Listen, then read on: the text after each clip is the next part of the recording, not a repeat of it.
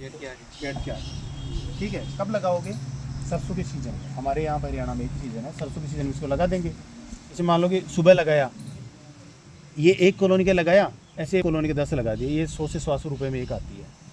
तो एक से एक दिन में 100 से 150 ग्राम पोलन इकट्ठा हो जाएगा। अगर 10 लगा रखी है तो आपका ये मान कितना किलो हो गया आपका? 1 किलो या 1.25 किलो पोलन आपका इकट्ठा हो जाएगा। उस पोलन को आप धूप के अंदर सुखा के, खुली धूप में नहीं सुखाना आपको, जैसे यहाँ आपकी मिट्टी वगैरह आ जाती है, या ड्रायर से भी उसके जो मॉइस्चर होता है, एक्सेसिव ज़्यादा मॉइस्चर होता है, उसको रिमूव करके कांच की बोतल में इसको पैक करके आप सेल कर सकते हो। और जैसे मैंने बताया था कि प्रोटीन का सबसे बेस्ट सोर्स है पोलन। और अभी ऐसी नहीं है कि हनी बी से कलेक्ट किए हुए पोलन लोग खरीद नहीं रहे, लोगों की डिमांड आ रही है, लोग खरीद रहे हैं और यूज़ भी कर रहे हैं। तो इस डिवाइस से कहने का मतलब ये है कि आप पोलन इकट्ठा कर सकते हो। कोशिश ये करो कि जिस कॉलोनी पे आज लगाया उस पर कल मत लगाओ, क्योंकि पोलन क्या है, मक्खियों का भोजन है। इसमें जो छेद बने हुए होते हैं, इससे मक्खी अंदर जाती है, क्योंकि जाना उसको अपनी कॉलोनी में है।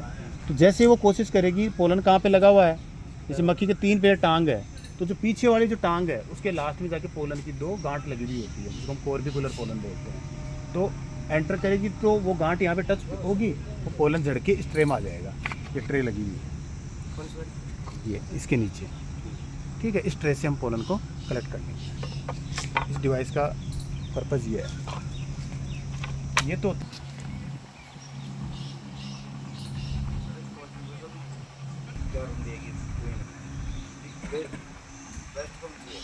समझा नहीं यार। एक तो दोनों की अब क्वालिटी की हम बात करते हैं, पानी इक्वल होना चाहिए।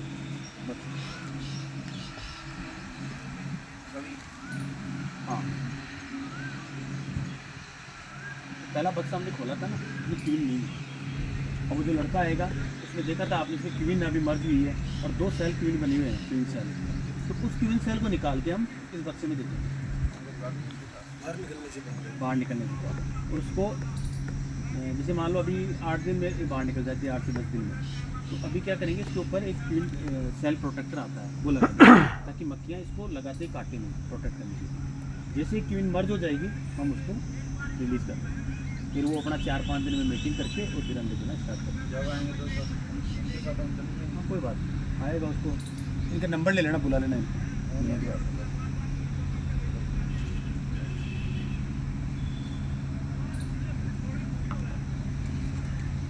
ये जो डिवाइस है इसका पर्पज़ होता है मधुमक्खी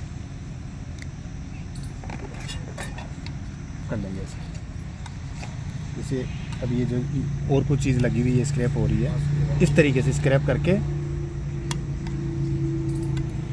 पूरी कांच में जहाँ पे भी कर रखा है, और किसी डार्क कलर की कांच की बोतल छोटी सी में उसमें इसको डाल देंगे और डीप फ्रीजर में रखेंगे। 2 महीने तक इसकी क्वालिटी जो हमने टेस्ट की है कुछ ख़राब नहीं होती।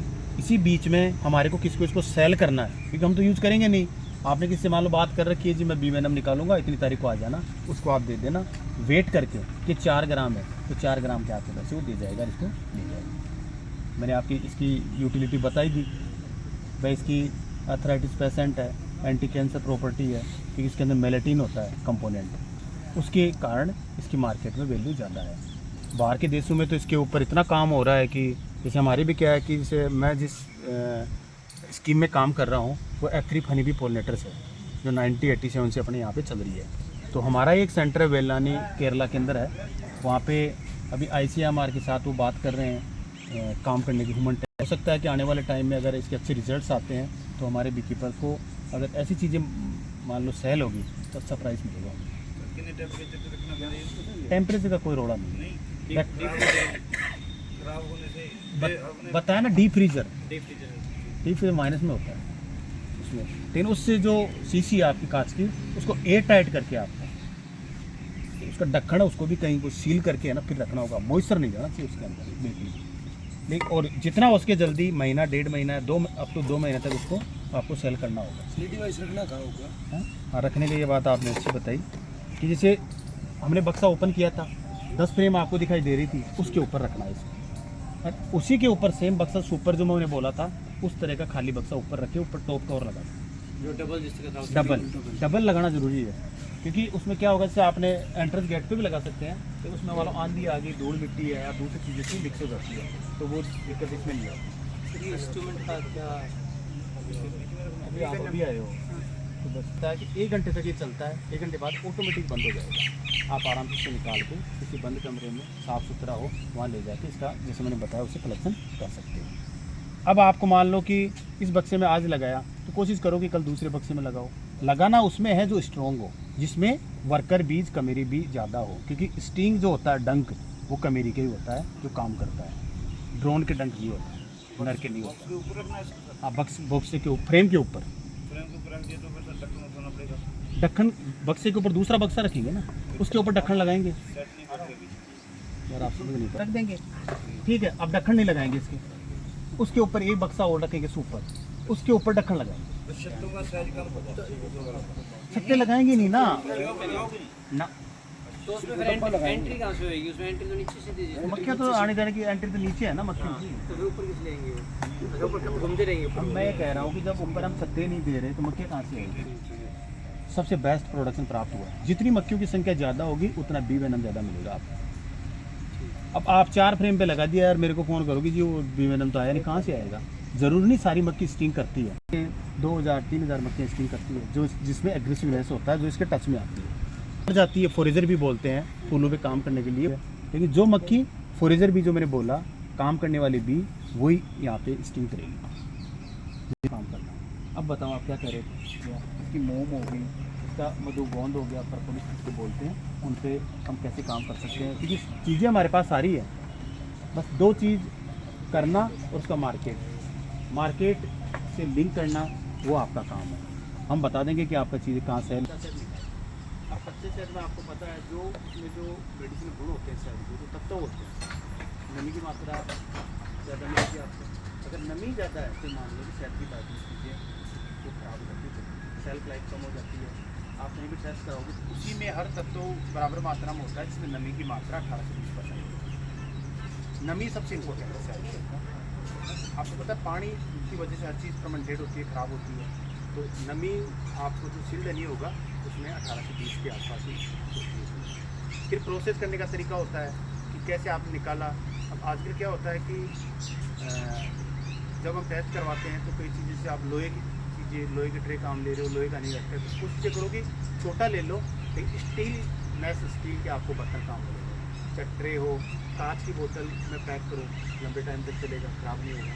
तो उस शहद की मार्केट में अच्छी प्राइस। लेकिन बीमारी बता रहे हो, बीमारी आती है, क्या बीमारी आती है? देखो सडन बीमारी आती है तो जीवाणु जनित होती है। 2 बीमारियां हैं मधुमक्खी में, एक यूरोपियन फूल ब्रूड और एक अमेरिकन फूल ब्रूड। हमारे यहाँ पे इसकी प्रॉब्लम नहीं, यूरोपियन फूल ब्रूड की है।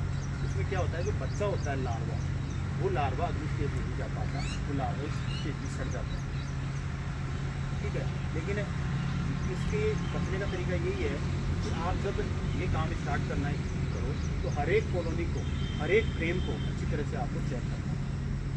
जिसमें ये बीमारी होगी उसमें खट्टी सी स्मेल आएगी। मक्खी की स्मेल होती है, सबने काम किया कि स्मेल से आ रही थी सबको। मक्खियाँ अगर पता यहाँ पड़ा है ना, आप यहाँ बैठो तो स्मेल से आती है। अगर खट्टी स्मेल आ रही है इसका मतलब उसी टाइम आपको चेकआउट करना। हमारे यहाँ पे मक्खियों में 3 प्रॉब्लम है। एक तो जीवाणुजनित बीमारी की, जैसे बताया मैंने आपको, झांसी का बेचती हूँ ऑथेंटिकेट सोर्स से लो, चाहे वो बीकीपर हो या गवर्नमेंट का फंड हो, ठीक है। इसमें एक जीवाणुजनित, एक होती है माइट की प्रॉब्लम। माइट क्या होती है कि मक्खी के पंख में या उसके पीठ पे अंदर बालों में घुस के उसका खून चूसने का काम करता है, इसकी प्रॉब्लम आती है। और वो इसी टाइम ज़्यादा मिलती है जब नमी ज़्यादा होती है, तो माइट की प्रॉब्लम ज़्यादा होती है। जब आप फील करता है छत्ता आप देखा, उसमें गैलरी से बना के रास्ता बना के उसको फील करता रहता है, तो वो भी आपको देख के लाना, ठीक है। प्रॉब्लम होती है। दोनों बीमारियां मेडिसिन की